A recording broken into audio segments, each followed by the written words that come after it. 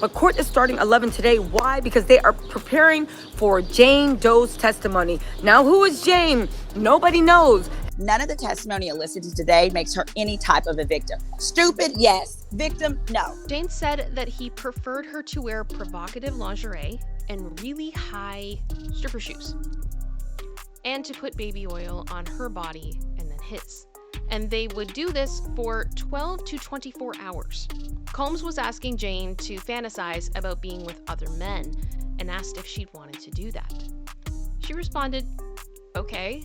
Combs told her the man, Don, was from the service Cowboys for Angels. Now, she did disclose at this point that when they had their hotel nights, he would use 24 bottles or more of oil per night. She said the relationship ended when Diddy got arrested, and so I thought that was kind of an interesting point. I didn't realize the relationship had lasted that long. And Jane said, I remember it like morning time and we just decided to go for a walk on the beach. She revealed that she had dated someone that he knew before and that her child's father did not get along with Sean. The room falls silent as Sean Diddy Combs, an entertainment titan, watches the woman known only as Jane. It's June 5th, 2025, day 17 of the trial. Jane is the third former lover to take the stand. Her voice is barely above a whisper, but every word she utters will pound like thunder. She begins by recalling the night she first met him. There's almost a hint of nostalgia in her voice as she tells the court how he charmed her from the start. He was really charming, really nice, and I was already drawn to him pretty instantly, she remembers, painting the scene of a Miami girls' trip where a young Sean Combs was hospitable and funny. She even notes their playful nicknames. She was Bert, he was Ernie, words that feel almost innocent, like a Sesame Street daydream. But beneath that charm, something dark waits. Jane's eyes flicker as she recalls how their friendship turned into something else. Under oath, she uses a word that sends a shiver: debauchery. She explains that she and Combs began referring to their drug-fueled encounters with other men as debauchery or hotel nights. On the stand, Jane's voice trembles as she describes that first hotel night, a private party where masks and fantasy rules. Afterward, she will say, I truly felt like that night opened a Pandora's box in our relationship. It was like a door I was unable to shut for the remainder of the relationship. She's asked, why was it a door you wanted to shut? Jane's eyes brim with tears. There was so much of it after, she whispers, breaking the silence. It was May 2021 in a gilded Miami hotel. Jane is exhausted. She's been awake for 24 hours on ecstasy and Molly. Combs is in the corner, watching. He started saying I could make this fantasy a reality if you'd like to have that happen, she tells the court. On cue, she agrees. Because it seemed like he wanted that, and it was really turning him on. Moments later, her world tilts. She steps back to the bathroom. When she returns, the lights are low, red. The room smells like sweat and something sweet. A man named Don stands quietly beside Combs. We were in a robe, on a couch, she says, still barely above a whisper. Diddy's eyes never leave her. He winks. He encourages her to dance. She feels a rush, exhilaration. I was exhilarated, Jane admits, remembering the thrill. But as the man kisses her shoulders, the excitement curdles into panic. Don is an escort Combs hired. The man starts touching her leg. She feels out of control. And then Diddy, who had been watching intently, approaches. He's naked, staring directly at her. Her heart pounds. He was in a positive mood, she will say later. Encouraging, telling me it's time. She knows he wants this. She is afraid. I asked Don to wear protection, Jane testified. That's when Diddy himself made the call to protect her. What happens in that Miami hotel room stays with her. When Jane testifies, her voice cracks. She says she even smiled through it. I was like, tonight? I was taken aback, a bit surprised, but like, okay, she recalls. She tries to stay strong, thinking it's a one-time thing.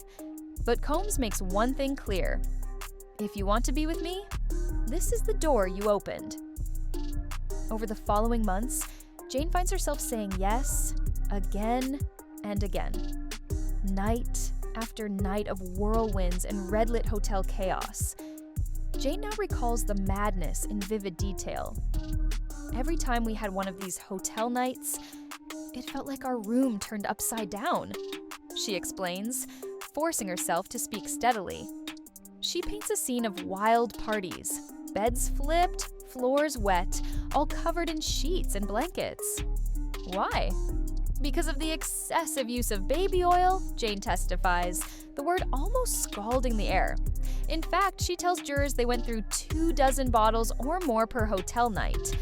24, that's 24 bottles by her count, of slick smell of coconut oil coating every surface, every muscle. The marathon sessions would last days. Sometimes 24, even 36 hours, she confides, her eyes darting as if reliving the horror. Diddy would lounge back, arms folded, a silent kingpin as the chaos unfolded around him. Jane would lie awake on floors strewn with rose petals and sheets, praying for dawn. We'd try to speed things up so it would be over sooner, she adds, almost lost in that memory. Through it all, Combs was quiet but commanding. When he finally speaks, it's simple but bone-chilling. He'd ask, "How much allowance you want a month?" In Jane's case, that meant her $10,000 per month apartment rent. Alone, she couldn't afford it. But for him, it was disposable.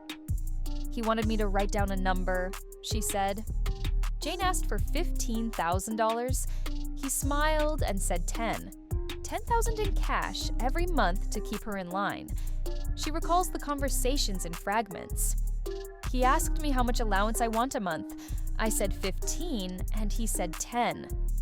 When the prosecutor clarifies, "You mean 1,000?" Jane nods softly, acknowledging how Diddy held her fate in his hands. She breaks down the control he exerted, even over her appearance. "He liked me having straight hair or in a ponytail," she told the jury. "He liked me to have light-colored nails, mostly a creamy white." It sounds trivial, but Jane testifies, "He wanted me to get piercings." When asked, she clarifies in a trembling voice, "My nipples." In court, Jane occasionally glances up. She's often near tears, but resolute. Each word is a thread in a tapestry of trauma. "I felt frustrated. I felt obligated," she confides quietly, one of her most powerful lines. She says it plainly. "When I told Sean I did not want to have sex with other men, I felt frustrated. I felt obligated." It's a confession that hangs heavy in the air. He had full control, she says. If she resisted, he reminded her of those payments. Not paying her rent was the threat he wielded. The prosecutor presses her. "How many times did you tell him you didn't want this?" Jane, her throat tight, replies, "Many times." And each time, she says, he pressured her like never before. The courtroom listens, rapt. She leans forward and quietly reveals the raw emotion she felt. "I was frustrated. I was obligated," she repeats. Every juror and lawyer hears it. It's as if she's speaking to every person who's ever felt trapped. Now picture this. Jane stands, whispering these words, and across from her sits the man she's describing. Combs looks up from his notes. Gray hair bowed. In this moment, the powerful music mogul is silent as his former lover lays out their darkest secrets. Jane fights back tears as she describes how the dreams she had of love were hijacked by violence and money. She recalls, almost in disbelief, how a man she cared for, who held her in his arms, then orchestrated a nightmare. Her voice catches, "It was too much," she will say of the first escort night. "I wanted it shut." But it kept happening. Through her story, we see a contrast. The image of Sean Combs the public knows, a billionaire superstar, and the version only Jane witnessed behind closed doors. She paints it boldly, a building tension that climaxed in violence on more than one occasion, though she barely speaks of those, focusing on the sexual control. She only directly describes being choked once. already told. But her soul wounds are clear as she details the psychic violence of endless pressure. Every gesture, word, and whispered threat from Combs become evidence in a narrative that feels ripped from a thriller. At one point, Jane's testimony climaxes with an almost desperate whisper. It was like a door I was unable to shut. And it was too much. The hush in court is palpable. The jurors exchange looks. Even Combs' defenders glance away, uneasy. In these final moments of her testimony, Jane's story reverberates. A young woman enters a lavish hotel looking for love and emerges a different person, quiet, anxious, burdened. In a calm yet powerful voice, she recounts every detail of her nightmare. Her eyes, usually downcast, flicker with resolve as she faces Diddy across the aisle. As she finishes, the judge thanks her. The tension breaks. The courtroom is left holding its breath. No one will ever forget what Jane said. This was Jane's testimony. June 5, 2025, a damning piece of the saga that once seemed so glamorous. Her words, sharp and brave, hang heavy in the air, a thunderclap in the silence of that New York courtroom. In the days to come, the world will grapple with what it heard. A Pandora's box opened. A woman whose only crime was loving the wrong man.